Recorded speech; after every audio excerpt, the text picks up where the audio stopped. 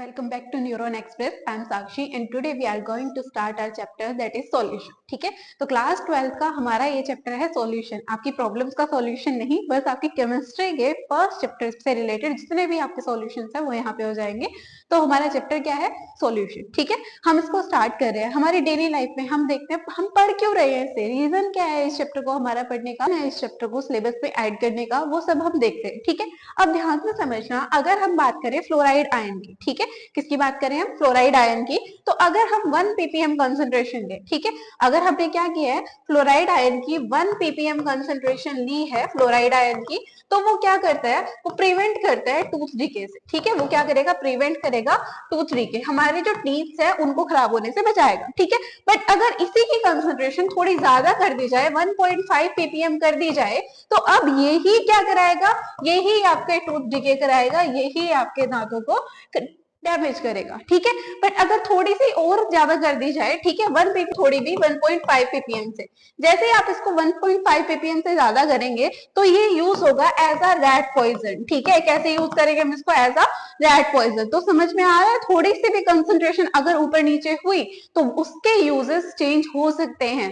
ठीक है, जैसे क्लोराइड आयन में अगर 1 ppm लिया है, 1 ppm पे प्रिवेंट किया टूथ डिके, 1.5 पे वही टूथ डिके करा रहा है, एंड मोर देन 1.5 पे वो as a rat poison use हो रहा है, तो वो कितना डेंजरस है, समझ रहे हो? तो इसलिए हमें क्या करना है, इस चैप्टर को बहुत ध्यान से पढ़ना है. ठीक है, तो चलते हैं, देखो स्टार्ट करते हैं हमारा चैप्टर.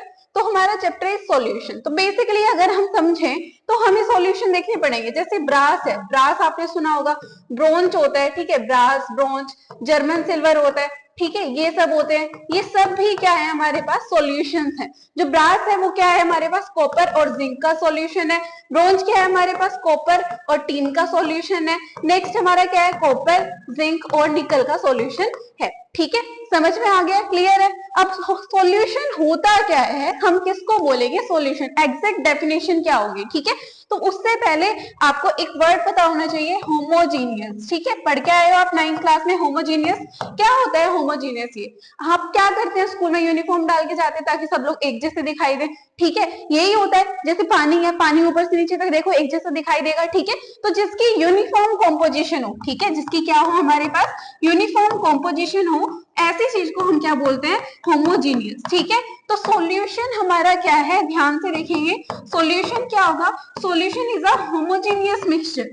सॉल्यूशन क्या है? होमोजीनियस मिक्सचर है किसका?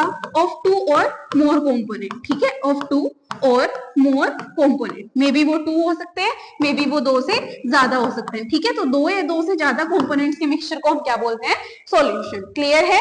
ठीक है, जैसे आपने क्या किया, आपका मन किया चाय बनाने का. ठीक है, तो आपने पानी लिया, चीनी लिया आपने. ठीक है, चाय पत्ती लिया आपने, दूध लिया. आपने क्या किया, उसमें मोर देन 2 कंपोनेंट्स डाल दिए. वहीं पे आपको मीठा पानी पीना था, आपने पानी लिया, पानी के अंदर क्या करा, चीनी डाल दी, बस. ठीक है, तो 2 कंपोनेंट्स हो गए. तो बेसिकली सॉल्यूशन क्या होगा? 2 या 2 से ज्यादा कंपोनेंट से मिलके बना होगा. डन? क्लियर है? समझ आया यहाँ तक? और अगर इसी के अंदर ओनली 2 ही कंपोनेंट्स हैं तो उसी को हम बोलते हैं बाइनरी सॉल्यूशन. बाइनरी सॉल्यूशन क्या होगा? अगर क्या हो, ओनली ऑन 2 कंपोनेंट्स प्रेजेंट हो. 2 कंपोनेंट्स में भी क्या क्या आएगा? एक आएगा आपका सोल्यूट और दूसरा आएगा आपका सोलवेंट. ठीक है, अब चलो जी बनाते हैं मीठा पानी. ठीक है, अब ध्यान से देखना, ये तो ड्राइंग ज्यादा अच्छी होगी यार. ठीक है, ध्यान से देखो क्या होगा. हमारे पास कोई ग्लास है, ठीक है, ये बेटर है. इसके अंदर क्या है? वाटर. ठीक है, आपने क्या किया, इस वाटर के अंदर यहां से आपने चीनी डालनी स्टार्ट कर दी. चीनी चलो थोड़े अलग कलर की बनाते हैं. ठीक है, यहां से आपने क्या किया, इसके अंदर चीनी या कोई भी चीज डालनी स्टार्ट कर. ठीक है, आपने इसके अंदर डाल दिया. आप जिसको ऐड कर रहे हो, जो लेस क्वांटिटी में प्रेजेंट है, ठीक है, उसे हम बोलेंगे सोल्यूट. तो ये क्या होगा हमारा? सोल्यूट. और जो ज्यादा क्वांटिटी में प्रेजेंट है वो क्या होगा? हमारा सोलवेंट. ठीक है, मतलब जिसको आप डिसॉल्व कर रहे हैं दैट इज सोल्यूट, और जिसमें आप डिसॉल्व कर रहे हैं दैट इज सोलवेंट. ठीक है, तो पहचान कैसे करेंगे? सोलवेंट हमेशा क्या होगा? लार्ज अमाउंट में प्रेजेंट होगा, और जो सोल्यूट होगा वो हमेशा लेस अमाउंट में प्रेजेंट होगा. ठीक है, आप जितना सोल्यूट ऐड करेंगे उतनी ही ज्यादा उसकी कंसंट्रेशन बढ़ती हुई चली जाएगी. ठीक है, जितना आप सोल्यूट ऐड करेंगे उतना ही ज्यादा वो कंसंट्रेशन को बढ़ाएगा. सोलवेंट में क्या होता है? सोलवेंट लार्ज अमाउंट में प्रेजेंट है, साथ साथ ये क्या करता है? फेज डिटरमाइन करता है. क्या करेगा? फेस डिटरमाइन करेगा किसी भी सॉल्यूशन का। अगर ये सॉलिड है तो सॉल्यूशन सॉलिड, अगर ये लिक्विड है तो सॉल्यूशन लिक्विड, अगर ये गैस है तो सॉल्यूशन गैस। तो अच्छे से समझ आ गया आपको सॉल्यूट क्या होता है, सॉल्वेंट क्या होता है, बाइनरी सॉल्यूशन क्या होता है। ठीक है, तो चलिए अब देखते हैं।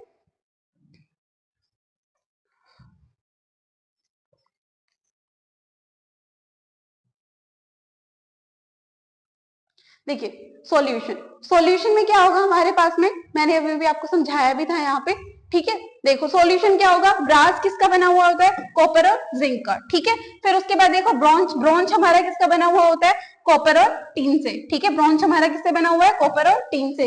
जर्मन सिल्वर, कॉपर, जिंक और निकल से। फ्लोराइड आयन का केस मैंने आपको डिस्कस कराया, 1 ppm prevent tooth decay, 1.5 ppm cause tooth decay and more than 1.5 ppm causes rat poison. ठीक है, ये कहां पे यूज होगा, एज अ रेड पॉइजन। उसके बाद हमने की है सॉल्यूशन की डेफिनेशन। तो solution is a homogeneous mixture of 2 और मोर कंपोनेंट, 2 या 2 से ज्यादा कंपोनेंट्स मिलाओगे तो आपको क्या मिलेगा, सॉल्यूशन मिलेगा। डन। फिर इसके बाद बाइनरी सॉल्यूशन क्या होता है, जिसमें ओनली 2 कंपोनेंट्स प्रेजेंट हो, one is solute and other is solvent. ठीक है, जैसे शुगर और वाटर का एग्जांपल लेते हैं तो वाटर इज सॉल्वेंट ज्यादा प्रेजेंट होता है ना, और जो शुगर है वो कम प्रेजेंट होती है, तो वो क्या होगा, हमारा सॉल्यूट हो जाएगा। ठीक है, अब देखिए solute present in less amount increases concentration, जितना भी ऐड करोगे उतनी कंसंट्रेशन वो इंक्रीज कर देगा। उसके बाद देखिए सॉल्वेंट प्रेजेंट होगा मोर अमाउंट में और क्या करेगा, फेज डिटरमाइन करेगा।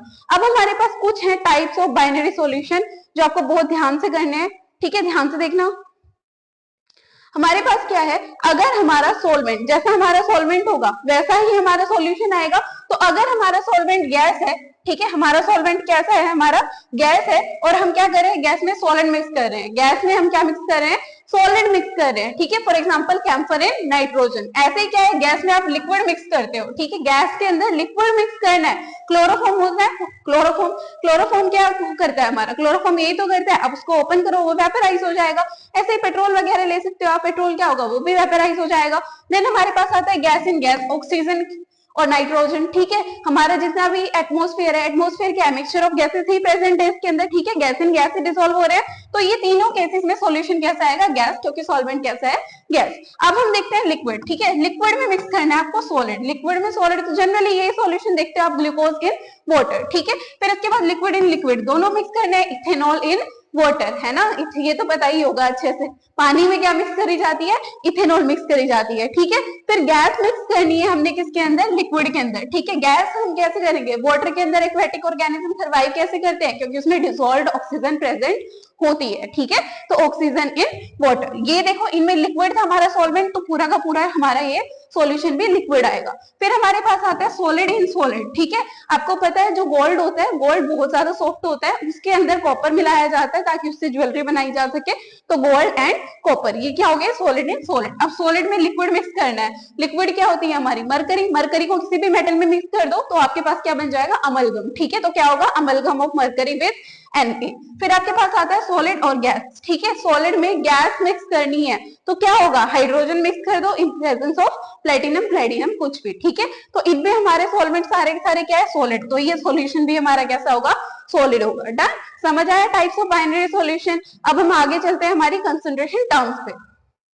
अब स्टार्ट करते हैं हमारी कंसंट्रेशन टर्म्स। तो सबसे पहले अगर आप क्या करो, आपके पास में क्या है, मान लो आपने क्या किया, 10 ग्राम किया, 10 ग्राम ग्लूकोज ली, और 10 ग्राम ग्लूकोज को क्या किया आपने, 100 ग्राम सॉल्यूशन में मिक्स कर दिया। ठीक है, 10 ग्राम आपने क्या किया, ग्लूकोज ली और आपने क्या किया, 100 ग्राम सॉल्यूशन में मिक्स कर दिया, तो उसकी 5% क्या आएगी, 10 आपने ली थी, 100 टोटल सॉल्यूशन था, मल्टीप्लाई बाय 100, तो कितना है ये, 10%, तो इसी को बोलते हैं मास परसेंटेज। ठीक है, तो मास परसेंटेज क्या होगा हमारे पास, mass of component divide by total mass of solution multiply by 100। ठीक है, ऐसे ही चलते हैं हम अपनी वॉल्यूम परसेंटेज पे। वॉल्यूम परसेंटेज क्या होगा, volume of component divide by total volume of solution multiply by 100। ठीक है, ऐसे हम चलते हैं आगे। नेक्स्ट हमारा है मास बाय वॉल्यूम परसेंटेज। तो ऊपर क्या आएगा, मास ऑफ कंपोनेंट, हर बार ऊपर क्या आएगा, कंपोनेंट, और नीचे क्या आएगा, सॉल्यूशन। ठीक है, नीचे क्या आएगा, टोटल वॉल्यूम ऑफ सॉल्यूशन इसको मल्टीप्लाई कर दो 100 से, तो आपके पास क्या आएगा, मास बाय वॉल्यूम परसेंटेज। फिर ये आगे के लिए जो आपके पास डेंसिटी होती है, डेंसिटी का फॉर्मूला क्या होता है, मास बाय वॉल्यूम। डेंसिटी का फॉर्मूला क्या होगा, मास बाय वॉल्यूम हो जाएगा। और ये तो आप प्लस वन क्लास में पढ़ के आए हो, नहीं पढ़ के आए हो तो अभी से रिवाइज कर लो, ठीक है। तो जो मोल्स होते हैं, मोल्स क्या होते हैं हमारे, गिवन मास बाय मोलर मास, ठीक है। मोल्स क्या होंगे, given mass by molar mass. For example मैं आपको बोल रही हूँ कि मेरे पास में क्या है, 88 ग्राम CO2 है, तो बताओ कितने मोल्स प्रेजेंट है। गिवन मास कितना है मेरे पास, 88, और कार्बन, इसका कार्बन डाइऑक्साइड का टोटल मोलर मास कितना होता है, 44, तो कैंसिल किया तो कितने आएंगे, 2 मोल्स, ठीक है। कितने मोल आ जाएंगे, 2 मोल। तो मोल क्या होते हैं, given mass divide by molar mass. As it is हम एक और फॉर्मूला से निकाल सकते हैं, volume of gas divide by 22.4 litre, ठीक है। ऐसे भी हम फाइंड आउट कर सकते हैं नंबर ऑफ मोल्स। तो मास परसेंटेज देखो क्या हुई, मास of component divide by total mass of solution, ऊपर वही रखना है नेक्स्ट में भी, volume of component divide by total volume of solution, next mass of component divide by total volume of solution. Done, clear है, यहाँ तक समझ आई है तीनों। अब इसके बाद हम चलते हैं आगे, next is mole fraction. Mole fraction से पहले हम डिस्कस करेंगे यहाँ पे पार्ट्स पर मिलियन। तो पार्ट्स पर मिलियन क्या होता है, ध्यान से देखना। पार्ट्स पर मिलियन में क्या आएगा हमारे पास में, number of parts of component divide by total parts, ठीक है। क्या होगा ये, number of parts of component divide by total parts, number of parts of component divide by total parts multiply by 10 raise to power 6, क्योंकि यहाँ पे क्या है, मिलियन है, मिलियन है ना, तो साथ में क्या आएगा, number of parts of component divide by total parts multiply by 10 raise to power 6, ठीक है। ये कहाँ पे यूज होता है, जहां पे बहुत ही ज्यादा ट्रेस अमाउंट में कोई चीज प्रेजेंट हो, बहुत ही कम कोई चीज प्रेजेंट हो, तो वहां पे हम क्या यूज करते हैं, पार्ट्स पर मिलियन। क्लियर है, parts per million, number of parts of component divide by total parts multiply by 10 raise to power 6। अब आ जाओ अपनी मोल फ्रैक्शन पे। जो हमारी मोल फ्रैक्शन होती है उसको डिनोट किया जाता है काई से, ठीक है। मोल फ्रैक्शन को हम किससे डिनोट करते हैं, काई से डिनोट करते हैं। डन, होती क्या है, मान लो सपोज करो जो सोल्यूट है आपके पास, सोल्यूट के जो मोल्स हैं, सोल्यूट के मोल आपके हैं N1, और जो सोलवेंट है, सोलवेंट के जो मोल्स हैं आपके पास वो है N2। अब आपसे पूछा गया है मोल फ्रैक्शन ऑफ सोल्यूट बताओ। मोल फ्रैक्शन ऑफ सोल्यूट में क्या होगा, number of moles of solute divide by total moles, ठीक है। डिवाइड में क्या जाएगा, total moles. As it is ऐसे ही आपसे मोल फ्रैक्शन ऑफ सॉल्वेंट पूछ ले तो क्या होगा, number of moles of solute, ठीक है, sorry, number of moles of solvent divide by क्या जाएगा, टोटल मोल्स, ठीक है। वही चीज देखो आपको यहाँ पे बताई गई है। अगर आपके पास क्या है,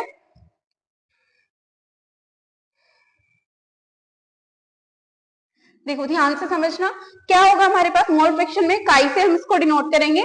मोल फ्रैक्शन किससे डिनोट करी जाती है भाई, काई से डिनोट करी जाएगी। क्या होगा, number of moles of component divide by total moles, ठीक है। सपोज करो सॉल्यूशन में ए है मोल्स ऑफ सॉल्वेंट, बी है मोल्स ऑफ सोल्यूट, तो अगर निकालनी है मोल फ्रैक्शन ऑफ सॉल्वेंट, ठीक है, क्या निकालनी है, मोल फ्रैक्शन ऑफ सॉल्वेंट, तो ऊपर क्या रखोगे, moles of solvent divide by total mole. ऐसे ही अगर निकालनी है मोल फ्रैक्शन ऑफ सोल्यूट, तो ऊपर क्या रखोगे, moles of solute divide by total moles, ठीक है। और दोनों के मोल फ्रैक्शन का अगर हम सम कर दें, ठीक है, दोनों के मोल फ्रैक्शन का हम क्या करें, सम करें। ध्यान से देखना, अभी दोनों की मोल फ्रैक्शन है काई1 प्लस काई2, ठीक है। दोनों का सम करो, N1 divide by N1 plus N2 plus N2 divide by N1 plus N2, ठीक है। नीचे एलसीएम क्या आएगा अपना, N1 प्लस N2, और ऊपर क्या बन जाएगा, N1 प्लस N2। दोनों को कैंसिल करोगे कितना आएगा, 1। तो mole fraction of solute plus mole fraction of solvent दोनों क्या होती है हमारे पास में, 1 के इक्वल आती है, ठीक है। Mole fraction of solute and mole fraction of solvent क्या होगी हमारी, 1 के इक्वल आएगी। अब इसके बाद चलते हैं हम मोलैरिटी और मोलैलिटी पे, ठीक है। बहुत इंपॉर्टेंट कॉन्सेप्ट है,